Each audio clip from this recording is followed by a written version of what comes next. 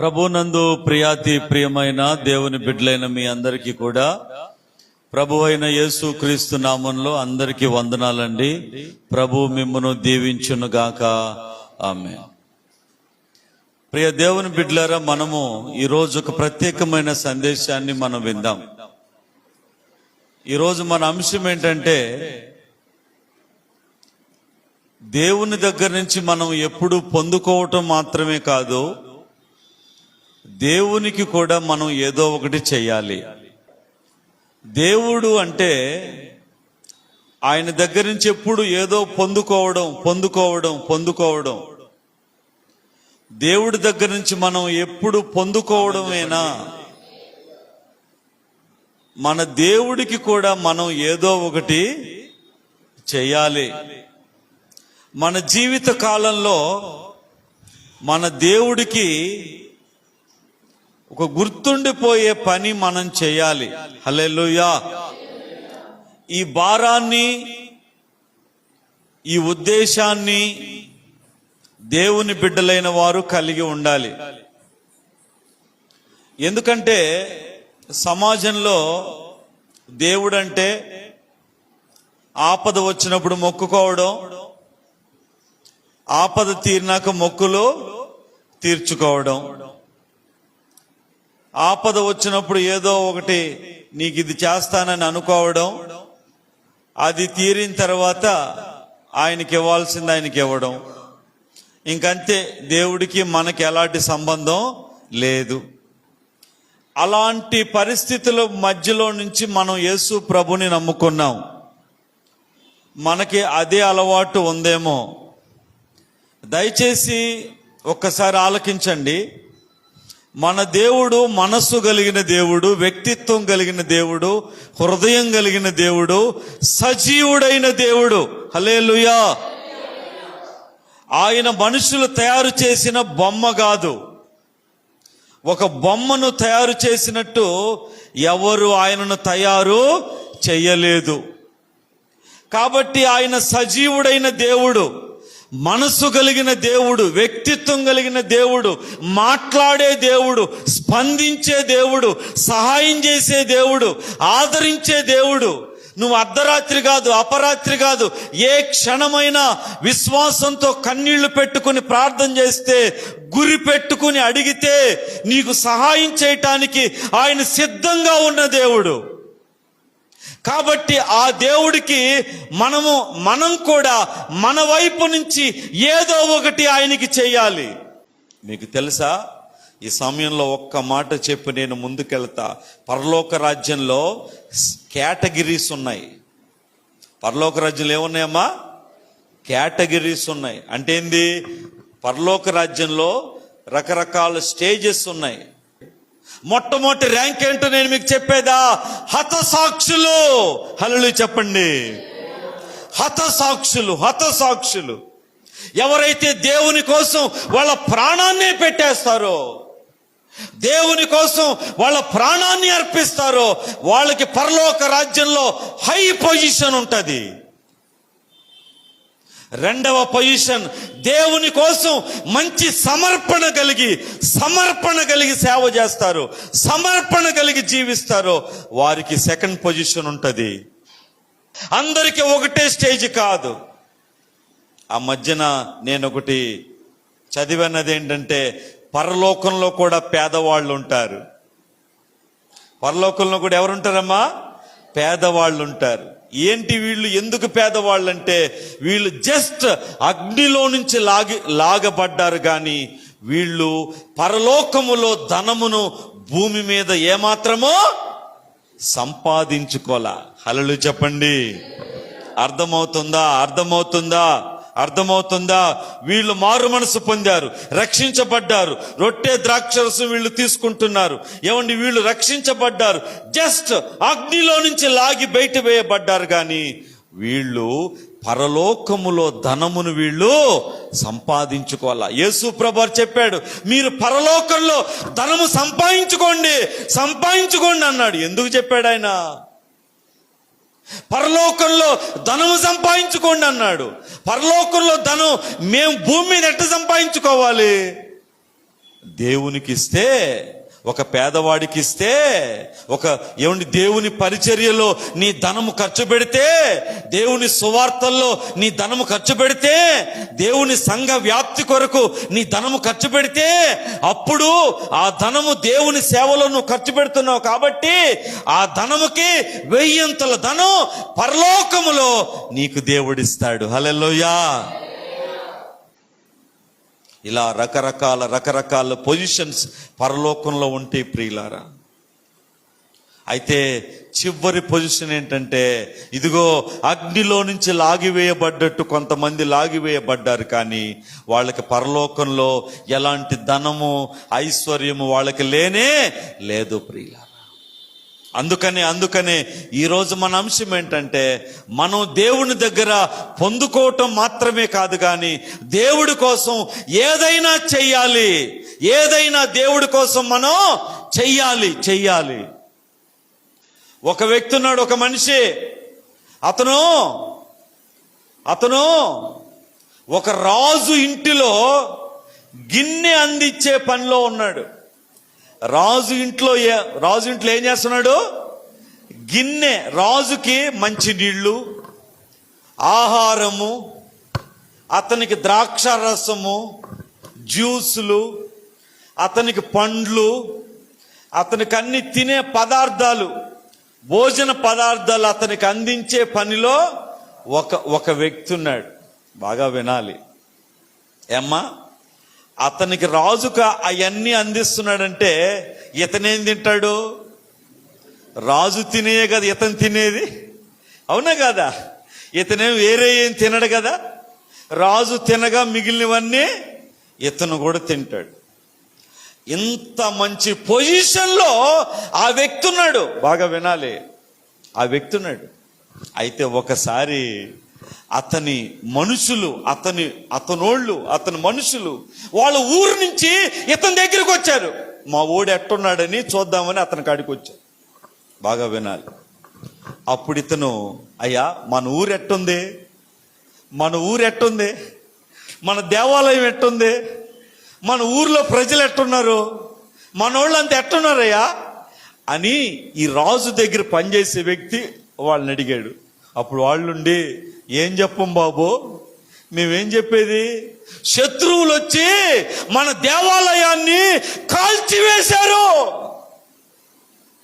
శత్రువులు వచ్చి మన దేవాలయపు గుమ్మంలా, కిటికీలుల్లా దేవాలయాన్ని కాల్చి నుప్పు పెట్టి కాల్చేశారు. మన యొక్క ప్రహరీ గోడలు ఉళ్ళ అన్ని కూల్చేశారు, ఇళ్ళన్నీ కూలగొట్టేశారు, మనుషుల్ని తీసుకెళ్లిపోయారు, చాలా మందిని చంపేశారు, ఊరంతా వల్లకాడైపోయింది. మేమేం చెప్పాం బాబు నీకు అని చెప్పి వాళ్ళు చెప్పారు. ఎప్పుడైతే ఆ మాటలు విన్నాడో ఈ వ్యక్తి ఏడవడం మొదలు పెట్టాడు. ఏడుస్తున్నాడు ప్రియులారా. అయ్యో నా ఊరు, అయ్యో నా పట్టణం, అయ్యో నా దేవాలయం, అయ్యో నా ప్రజలని ఏడుస్తున్నాడు. నా ఊరు ఇట్టయిపోయింది, నా దేవాలయం ఇట్టయిపోయిందని అతను ఏడవడం మొదలు పెట్టాడు. గదిలోకి వెళ్ళి ఏడుస్తున్నాడు, గోడ చాటుకు పోయి ఏడుస్తున్నాడు. ఓ పక్కన రాజుకు అందిస్తూనే అతను ఏడుస్తా ఉన్నాడు, బాధపడతా ఉన్నాడు. రాజు ఒకసారి అతని ముఖాన్ని చూసి, రే ఏమిరట్టున్నావా, ఏమైంది నీకు, నిన్ను ఎవరేమన్నారు, ఆరోగ్యం బాగలేదా, ఏంది నీ ముఖం ఏంది అట్టుంది అని అడిగాడు. అప్పుడు అతనుండి, అయ్యా నాకు ఆరోగ్యం బాగానే ఉంది, నాకు అన్నీ బాగానే ఉన్నాయి, కానీ నేను ఎక్కడి నుంచి వచ్చానో నా ఊరు ఇట్టయిపోయిందయ్యా, నా దేవాలయం ఇట్టయిపోయింది, నా దేవాలయం చుట్టూ ఉండే, ఆ ఊరు చుట్టూ ఉండే ప్రహరీ గోడ కూల్చేశారు, గవినిని కాల్చివేశారు, అదంతా ఊరంతా నశించిపోయిందయ్యా అని చెప్పి అతను బాధపడ్డాడు. బాధపడి కన్నీరు కార్చి అతనేమన్నాడు చూడండి. నెహెమ్యా గ్రంథం 2వ అధ్యాయం 4వ వచనం నుంచి. అప్పుడు రాజు చదమ్మా. ఏమి కావలసి నీవు మనవి చేయుచున్నావని అన్నప్పుడు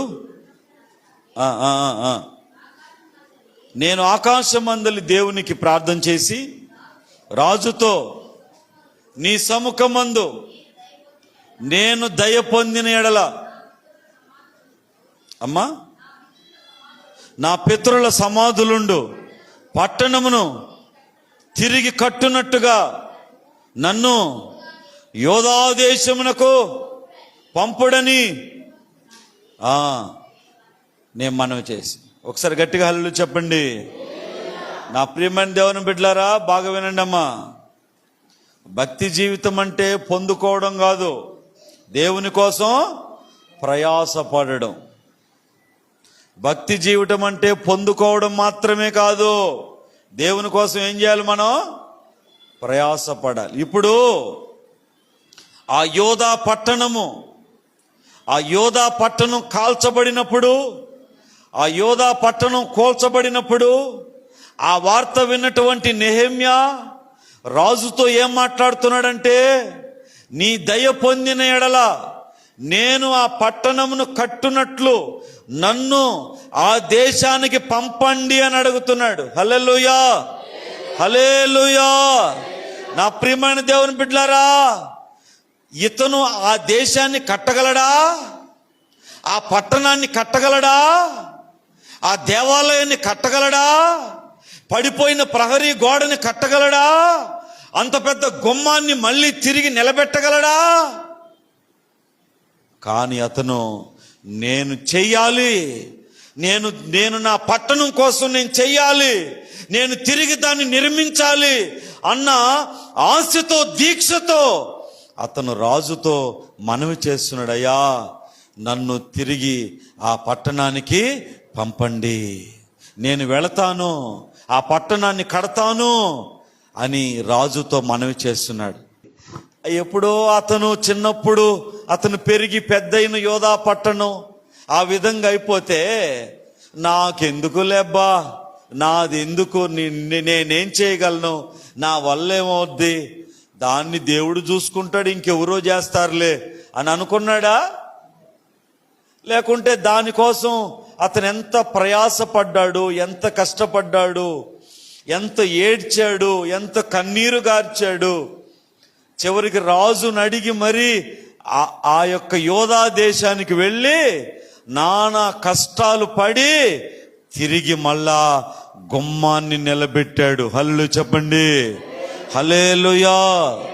అందుకే నా ప్రియమైన సహోదరులు, సహోదరులు, మనం దేవుని కోసం ప్రయాసపడాలి, దేవుని కోసం కష్టపడాలి, దేవుని కోసం మనం పరిగెత్తాలి, దేవుని కోసం ఏమైనా చెయ్యాలి. నా ప్రియమైన చెల్లెమ్మ, నా ప్రియమైన అక్క, అన్న, ఎంతసేపు అన్యుల వలె సంపాదించుకోవడం తినడం, సంపాదించుకోవడం తినడం ఇంతేనా? దేవుని కోసం ప్రయాసపడవా? దేవుని కోసం కష్టపడవా? దేవుని కోసం పరిగెత్తవా? దేవుడి కోసం ఏం చేయవా? నీ ధనాన్ని, నీ బలాన్ని, నీ సమయాన్ని లోకం కోసం ఖర్చు పెట్టేస్తావా? దేవుడి కోసం ఖర్చు పెట్టవా? నీ సమయాన్ని దేవునికి వాడవా? రోజుకి 24 గంటలు, వారానికి 7 రోజులు దేవునికి నువ్వు ఎంత సమయాన్ని ఇస్తున్నావు? దేవుడికి ఇచ్చిన ధనములో దేవుడికి ఎంత ఇస్తున్నావు? దేవుడి కోసం ఎంత ప్రయాసపడుతున్నావు? ఈ నెహెమ్యా చూడండి, అతనికి ఏమవసరం అండి? అతనికి ఏమవసరం? అతను రాజు దగ్గర గిన్నె అందించే, బంగారు గిన్నె అందించే పనిలో ఉన్నాడు. అతను మంచి పొజిషన్లో ఉన్నాడు. అతనికే కొదువ లేదు, కొరత లేదు, ఆరోగ్యంగా బాగున్నాడు.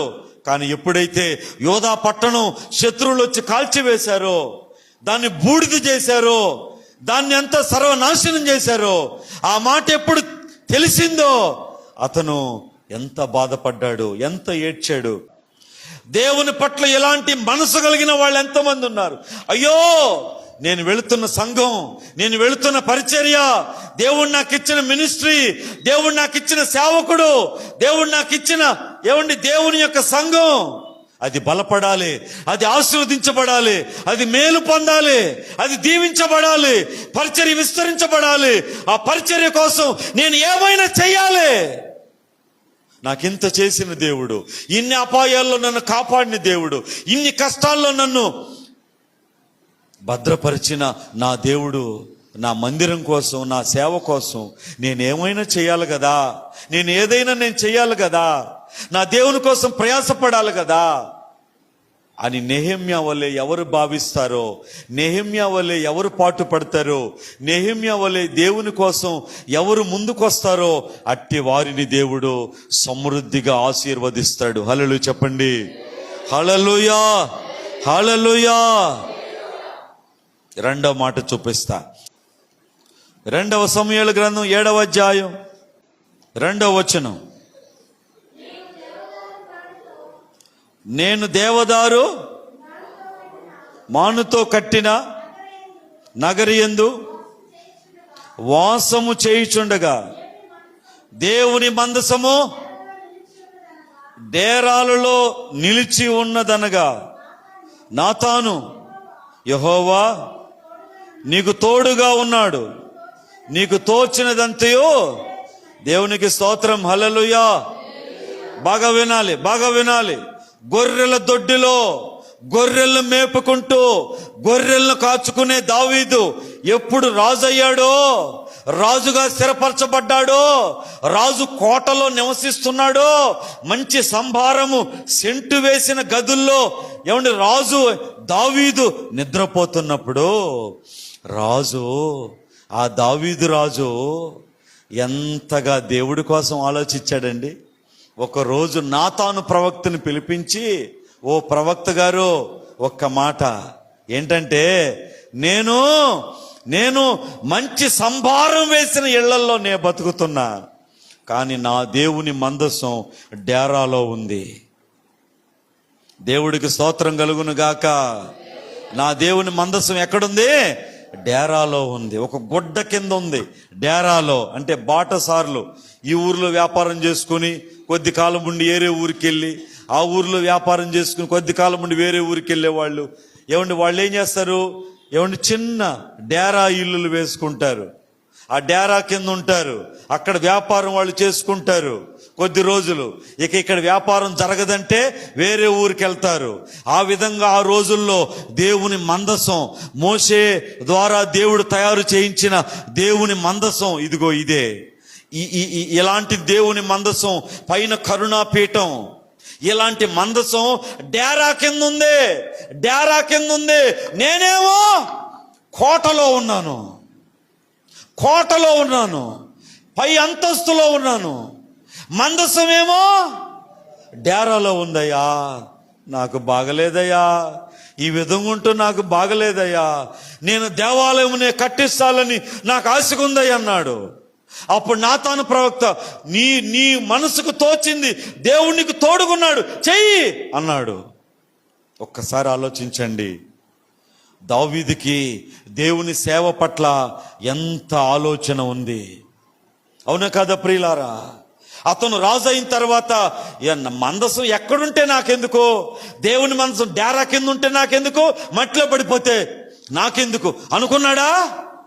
అది కూడా మంచిగా ఉండాలి, గొప్పగా ఉండాలి, మంచి భవనములో ఉండాలి, మంచి స్థాయిలో ఉండాలి. నా దేవుని మందసం డేరాలో ఉంటమేంది, నేనేమో మంచి గదుల్లో మంచి సెంటు కొట్టిన ఇళ్లలో ఉండటమేంది, ఇదేంటిది అని దేవుడి కోసం ఆలోచించిన వ్యక్తి దావీదు.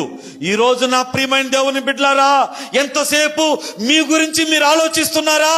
మిమ్మల్ని రక్షించి మీకోసం ప్రాణం పెట్టిన దేవుని గురించి ఆలోచిస్తున్నారా? ఒక్కసారి ఆలోచించండి అమ్మా. నా మాటల్లో ఏదైనా తప్పుంటే అడగండి. ఎంతసేపు మీ గురించి ఆలోచిస్తున్నారా? మీకోసం ప్రాణం పెట్టిన దేవుని గురించి ఏమైనా ఆలోచిస్తున్నారా? సంపాదించుకోవడం, తినడం, పిల్లలు, కుటుంబం, ఆనందం, ఇంతేనా? ఇన్ని మన కోసం మన దేవుడు చేశాడు. ఎప్పుడో మట్టికి మన్ను అయిపోయి మనం బతికిన బతుక్కి ఎప్పుడో సచ్చి మన యొక్క సమాధుల మీద మొక్కలు మొలవాల్సింది. అట్టాటి మనల్ని దేవుడు బతికిచ్చాడు కదయ్యా. మరి ఆయన కోసం మనం కూడా ఏదైనా చేద్దామయ్యా, ఏదైనా చేద్దాం. ఇదిగో ఇది చేద్దాం, మనం వెళ్ళి పాస్టర్ గారితో మాట్లాడదాం, ఇది చేద్దాం అని ఆలోచన ఎప్పుడైనా వచ్చిందా? అలాంటి మనసు మీకు ఎప్పుడైనా ఉందా? ఒక్కసారి మీరు ఆలోచించండి. ఈ గొర్రెల దొడ్డిలో గొర్రెలను కాసుకునే ఈ దావీదుని దేవుడు తీసుకెళ్లి సింహాసనం మీద ఆయన కూర్చోబెడితే, ఆ సింహాసనం మీద కూర్చున్న దావీదు ఎవరి గురించి ఆలోచిస్తున్నాడు ఇప్పుడు? చెప్పండి. దేవుడి గురించి ఆలోచిస్తున్నాడు. అయ్యో, నన్ను దేవుడు ఇంత స్థాయిలో పెట్టాడు, నా దేవుడు మందిరం ఏమో డేరా కింద ఉంది, కాబట్టి అది కూడా మంచి భవనంలో ఉండాలా, మంచి స్థాయిలో ఉండాలని దాని గురించి ఆలోచించి ప్రవక్తను పిలిపించి మాట్లాడుతున్నాడు. నా ప్రియమైన సహోదరుడా, ఇలాంటి మనస్సు మీకు ఉండాలి, ఇలాంటి హృదయము మీకుండాలి. మనం బతికేది ఎంతకాలం అండి? 100 ఏళ్ళు బతకటానికి భూమి మీదకి రాలా, 100 ఏళ్ళు ఉండటానికి రాలా. రోజు రోజుకి ఆయుష్ మంది తరిగిపోతుంది. మన పిల్లలు పెద్దోళ్ళు అవుతుంటే మనం తగ్గిపోతా ఉన్నాం. కాబట్టి మనం దేవుని కోసం బతకాలి, దేవుని కోసం జీవించాలి, రోషంగా బతకాలి. పాపం చేయకూడదు, తప్పు చేయకూడదు, అపవిత్రంగా బతకూడదు, సాక్ష్యాన్ని కాపాడుకోవాలి, యథార్థతను విడిచిపెట్టకూడదు, యథార్థతను విడిచిపెట్టకూడదు, యథార్థతని వదలకూడదు, నిజాయితీగా ఉండాలి. అలాంటి వారికి దేవుడు అన్నము పెడతాడు. ఎందుకంటే ఆ ప్రియమైన దేవుని బిడ్డలారా, ఈ రోజుల్లో యథార్థత లేనందువల్లే ఆశీర్వాదాలు ఉండడం వల్ల యథార్థత అనేది కావాలి. అందుకనే మనం దేవుణ్ణి కూడా ఏం చేయాలా? యథార్థంగా ప్రేమించాలి, యథార్థంగా ఆయన పని చెయ్యాలి. దేవుడి కోసం ఏదైనా మనము చెయ్యాలి. ఇప్పుడు దావీదు చూడండి, గొర్రెలు కాసుకునే వ్యక్తి రాజు అయిన తర్వాత నా దేవుడి మందసం డేరాలో ఉందని బాధపడుతూ ప్రవక్తను పిలిపించి దానికోసం ఏదైనా చెయ్యాలని అతను పూనుకున్నాడు. నెహెమ్యా చూడండి, అతను రాజు ఇంటిలో గిన్నె అందించే పనిలో అంత ఉద్యోగస్తుడుగా ఉండి తన పట్టణం కాలిపోయిందని ఏడ్చి కన్నీరు కార్చి రాజు దగ్గర పర్మిషన్ అడిగి వెళ్ళి అష్ట కష్టాలు పడి, బాధలు పడి, హింసలు పడి, హేళనలు అన్ని అనుభవించి ఆ గుమ్మాన్ని నిలిపాడు, పట్టణాన్ని కట్టించాడు. హల్లెలూయా. ఈరోజు నా ప్రియమైన దేవుని బిడ్డలారా, మీరు కూడా అండి దేవుని కోసం ప్రయాసపడాలి. మనం తిన్నది ఏమవుతుంది? అరిగిపోయి బహిర్భూమిలోకి వెళ్ళిపోద్ది. మనం కట్టుకున్నది ఏమవుతుంది? అది కొద్ది రోజులకి మాసిపోతుంది. ఎంత మంచి వస్త్రాలు 2000, 4000, 10,000 వస్త్రాలు వేసుకున్నా కొద్ది రోజులకి మాసిపోతాయి. ఎంత మంచి హోటల్లో బిర్యానీ తిన్నా అది మనకు అరిగిపోతుంది. అదే దేవుని కోసం ఖర్చు పెడితే, దేవుని కోసం ప్రయాసపడితే, దేవుని కోసం శ్రమ పడితే, దేవుని సేవలో నువ్వు పరిగెత్తితే దానికి పరలోకములో ధనము సంపాదించుకుంటావు, పరలోకంలో గొప్పవాడి అవుతావు, పరలోకంలో నువ్వు ధనవంతుడు అవుతావు, ధనవంతురాలి అవుతావు. అందుకనే ఈరోజు మన అంశం ఏంటంటే, మనం బ్రతకడం కాదు, మనం దేవుడి కోసం ఏదైనా చెయ్యాలి. మన జీవిత కాలంలో ఏదైనా చెయ్యాలి, ప్రభు కోసం ప్రయాసపడాలి. ప్రియులారా, అలాంటి మనస్సు, అలాంటి ఆలోచన మీరందరూ కలిగి ఉండాలని నేను కోరుకుంటున్నాను. ఆ స్థాయికి మీరందరూ రావాలి. హల్లెలూయా. కాబట్టి మనం అందరం కూడా దేవుని కోసం ఏదైనా ప్రయాసపడటానికి మీరు ప్రయత్నం చేయండి. అప్పుడు దేవుడు మిమ్మల్ని ఆశీర్వదించి మీ జీవితాల్ని అర్థవంతంగా ఆశీర్వదిస్తుంది. దేవుడి మాటలు దీవించునుగాక. ఆమేన్. కళ్ళు మూసుకోండి, మనం ప్రార్థన చేసుకుందాం. మహాపరిశుద్ధుడైన మా తండ్రి, దయగల దేవా, మీకు వందనాలు, స్తోత్రాలు. ఈ సమయంలో మరింతవరకు నీ బిడ్డలు మీ యొక్క వాక్యాన్ని విన్నారు. అవును తండ్రి, ఈ లోకంలో మేము ప్రయాసపడటం, ఈ లోకంలో సంపాదించుకోవడం, ఈ లోకంలో సమకూర్చుకోవడం మాత్రమే కాదు, నీ కొరకు ప్రయాసపడాలి, నీ పరిచర్య కొరకు ప్రయాసపడాలి, నీ సేవ కొరకు ప్రయాసపడాలి, నీ కొరకు ఏదైనా చెయ్యాలి, నీ కొరకు ఏదైనా చెయ్యాలి. నీ సేవకునితో కలిసి మేం ప్రయాసపడాలి. నీ మందిరం పనుల్లో నీ పరిచర్య పనుల్లో, నీ సువార్త పనుల్లో మేం కూడా ప్రయాసపడాలి తండ్రి. మా కోసం ఇంత చేసిన దేవుడివి, మమ్మల్ని ప్రేమించి అసలు మేము ఎట్ట బతకాలి, మేము ఎలా జీవించాలో మాకు అర్థం కాని స్థితిలో మమ్మల్ని ఇంత గొప్పగా పోషించిన మా దేవుడివి. మేము ఏ పని చేసుకుని బతకాలో అర్థం కాని స్థితిలో ఉన్న మమ్మల్ని ఒక పని ఇచ్చి, జీవనోపాధి ఇచ్చి, మమ్మల్ని బతికించి సమాజంలో, మా బంధువుల్లో, అందరి మధ్యలో గౌరవంగా నిలిపిన మా దేవుడివి. నీ కోసం మేము బ్రతకాలి, నీ పని మేము చెయ్యాలి, నీ కొరకు ఏదైనా చెయ్యాలి. ఆ తపన మాకు దయచేయండి, ఆ ఆలోచన మాకు దయచేయండి. నెహెమ్యా వలె, దావీదు వలె నీ కొరకు ఏదైనా చెయ్యాలన్న తపన దయచేయండి ప్రభువా. ఎంతసేపు దేవుని దగ్గర పొందుకోవడం మాత్రమే కాదు, నీకు కూడా మేము ఏదైనా నీ పనిలో మేము ప్రయాసపడే కృప మాకు దయచేయండి. ఈ వాక్యాన్ని నీరు కట్టి ఫలింపు చేయమని కృతజ్ఞతలు చెప్తూ యేసు నామంలో వేడుకుంటున్నాం పరమ తండ్రి. ఆమేన్, ఆమేన్, ఆమేన్. అందరు లేచి నిలబడండి.